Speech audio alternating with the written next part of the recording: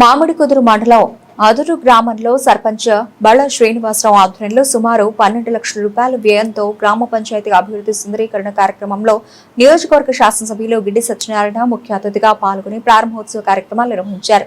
అనంతరం ఏర్పాటు చేసిన సమావేశంలో శాసనసభ్యులు మాట్లాడుతూ అదురు గ్రామంలో శిథిలావస్థకు చేరుకుని నిర్మాణానికి నోచుకొని అవుట్ ఫాల్ స్లోయిజ్ సుమారు 6.85 కోట్ల రూపాయల నిధులతో నిర్మాణం, పాషర్లపూడి బ్రిడ్జ్ నుండి అదురు బౌద్ధ స్తూపం వరకు ఏటిగట్టుపై 9 కిలోమీటర్ల మేర బీటీ రోడ్డు నిర్మాణం, అదురు గ్రామాన్ని పర్యాటక కేంద్రంగా తీర్చిదిద్దడమే లక్ష్యం అని అన్నారు.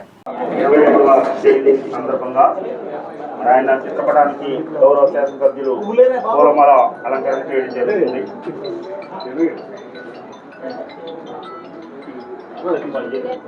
నేను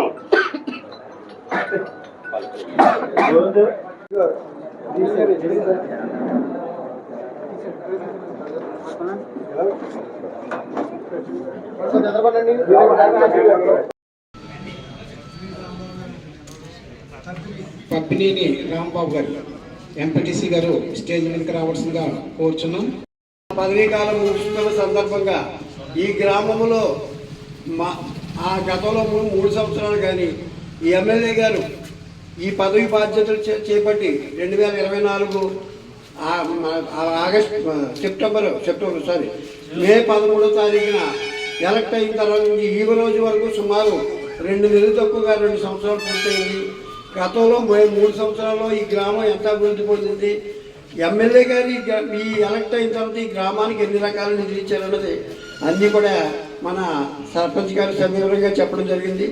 ఏంటంటే ఈ పంచాయతీని నూతన భవనంగా, ఎందుకంటే చాలా పాడైపోయిన బిల్డింగ్ లాగా ఉండేది దాన్ని.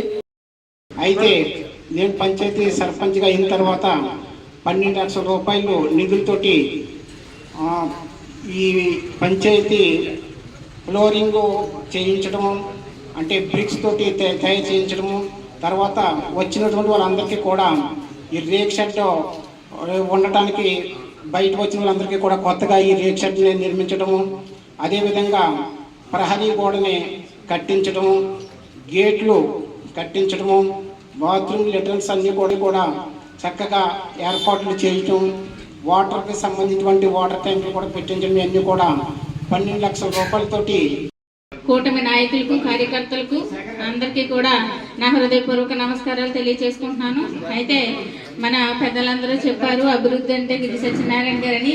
అలాగే ఆయన ప్రతి విషయంలో కానీ ఏ నాయకులు వెళ్ళి ఏ విషయం కావాలన్నా, ఏ పని కావాలన్నా కూడా మన గౌరవ శాసనసభ్యులు చేయటం జరుగుతుంది. కానీ ఆ పనులన్నీ కూడా మనం నాయకులుగా మనం ప్రజల వద్దకు తీసుకెళ్లి ఆయన చేస్తున్న అభివృద్ధిని ప్రజలకు తెలియజేసేలాగా చేయాలని కోరుకుంటూ నాకు ఈ అవకాశం పెద్దలకు నా నమస్కారం. అప్పటిపల్లి కాజు మేము ఎరగవాసనండి, అప్పటి నుంచి పెన్నులు, అదేవిధంగా 5,000 కాజు. ఈ రెండింటిలో ఏది కావాలని అడిగితే ఫస్ట్ చాయిస్ అప్పటిపల్లి కాజు కావాలి. ఎందుకంటే అక్కడ బాలబాలాజీ టెంపుల్ ఉంది. ఆ టెంపుల్ దర్శించుకుంటా వచ్చేటువంటి యాత్రికులకి చాలా ఇబ్బందులు గురవుతున్నారు. అంతేకాకుండా లోపలికి ఉన్నటువంటి స్టూడెంట్స్ కూడా స్కూల్లో ఉన్నటువంటి సందర్భంలో వాళ్ళు ఎటు వెళ్ళక ఆ స్కూల్ కూడా డుమ్మా కొట్టవలసిన పరిస్థితి వస్తుంది. కాబట్టి ఆ దానికి ముందుగా ఇవ్వండి మీరు నిధులంటే 14 కోట్లు శాంక్షన్ చేయడం జరిగింది.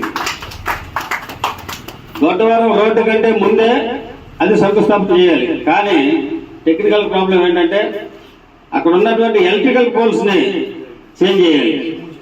ఆ రిమూవ్ చేసే కార్యక్రమంలో ఆల్రెడీ ఆ పైలట్ పడి అది కూడా చేయించాను.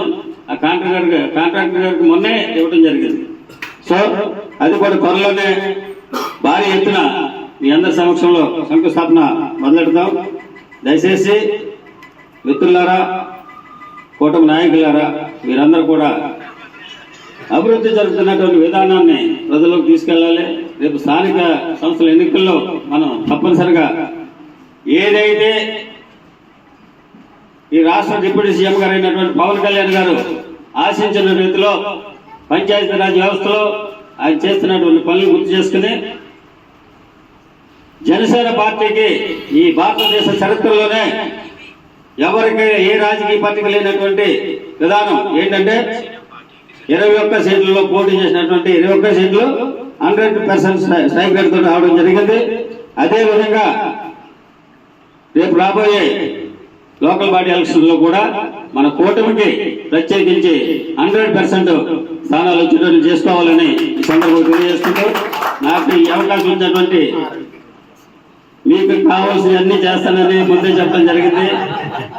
ఆదూరు గ్రామానికి మీరు పంచాయతీని ఎలాగ ఆధునీకరించారో అలాగే ఆదూరు గ్రామాన్ని ఆధునీకరించి చూపిస్తా తప్పనిసరిగా.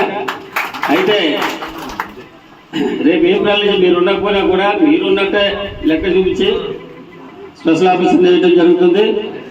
అంత మాత్రాన మీరు ఈ ఊరు విడిచిపెట్టే వెళ్ళిపోరు కదా.